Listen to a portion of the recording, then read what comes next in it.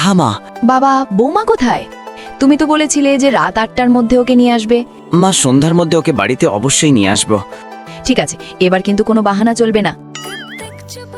ওকে নকল বউ সাজিয়ে নিয়ে যাই। এই যে শুনুন, আপনি কি আমার নকল বউ সেজে আমার বাড়িতে থাকতে পারবেন? নকল বউ? কিন্তু কেন? আমার কাছে ডিল করার আর কোনো উপায় নেই। ঠিক আছে, কিন্তু আপনি আমাকে দিয়ে কোনো খারাপ কাজ করাবেন না তো? আমি ওই টাইপের মেয়ে নই। হ্যাঁ ঠিক আছে, আমরা কখনো একসাথে ঘুমাবো না। এই লোকটাকে দেখে তো খারাপ মনে হচ্ছে না, তবু আমাকে সাবধানে থাকতে হবে। কি ভাবছো তুমি? ভয় পেও না, আমি ওই টাইপের ছেলে নই, বুঝেছো? Okay sir. আর শোনো, বাড়িতে আমাকে স্যার স্যার বলে ডাকবে না, না হলে মা আমাদের ব্যাপারে জেনে যাবে। এই যে আমার হাত ধরো।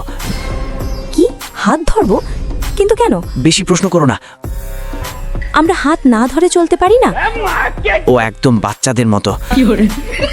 মা দেখুন, আজ আমি আপনার জন্য বৌমা নিয়ে এসেছি। ওয়াও, ও তো খুব সুন্দর।